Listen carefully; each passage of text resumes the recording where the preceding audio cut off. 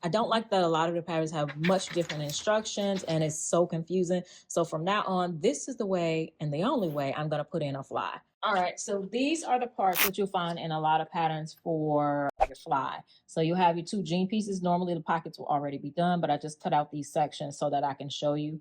Then you'll have your zipper, which you buy separately. Then you have your fly piece. This is cut 1 and it has interfacing on one side. And then also this piece, sometimes it's in 1 piece, sometimes it's in 2. Mine is in 1 piece and you fold it in half. This should have interfacing on one side. So the first thing that we are going to do is serge the curved edge on this. So this one, good side to good side on the right pants piece here. So these 2 pieces together roughly up to this point. Fold this piece to the inside and add a top stitch right along the edge. We also want to iron this side so that it's turned in, and we're going to iron that flat. All right, we still have that piece in there. That piece is folded. Now we're going to take this piece. If yours is in 2 pieces, you're going to lay them good side to good side and sew the long side and the curved side. Mine is in 1 piece, so I'm only going to lay it, fold it good side to good side and sew this lower edge. Now we're going to take it and fold it right side out, iron it flat, and serge this edge. Now we are going to take our zipper and line it up with this edge. You can actually also serge this as well. We're going to take our zipper, line it up with this edge right there. So I'm going to use zipper tape because it just helps it stay in place without the use of pins. Where's the edge? Put it on both sides.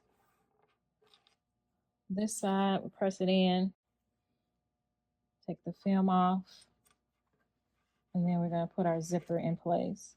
Line up your zipper tape with the top of your jeans so that you still have room to put on your waistband without hitting the zipper.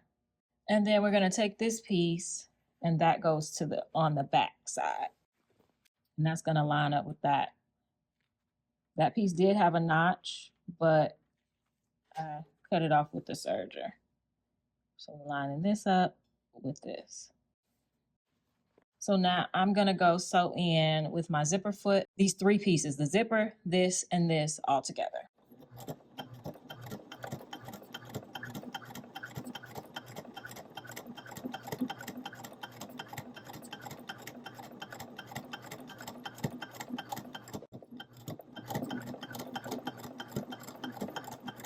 And if you don't want that stitch showing, use a thread that matches your denim. All right, so the next thing we're gonna do is take this piece, overlap on top of here, and we're gonna pin this closed. You can base stitch that closed if you are okay with having to take that stitch out. All right, so this is very important.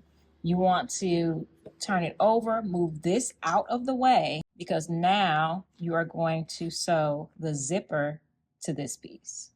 Just the zipper and this piece. You can add zipper tape if you like to make sure it stays in place, but you're sewing just the zipper to this piece.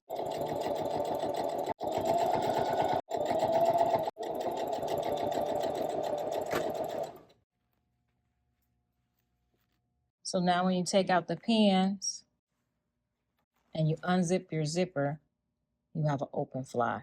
So now we can also close up if there's any opening in the crotch, we can go ahead and close that up. And we can also draw on our J curve. Once you've done that, you want to open the fly up and you want to make sure you do not sew through this piece right here, only through this. So it should sew through this as well. And you're going to take it to your machine, whatever you're doing your top stitches with, and sew that curve. You can sew a double one if you want.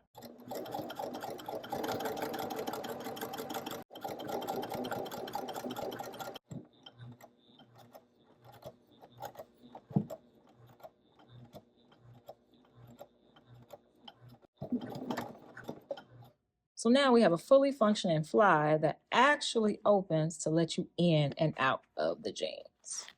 If you want 7 more lessons that I learned while making these jeans, definitely subscribe. Okay, bye.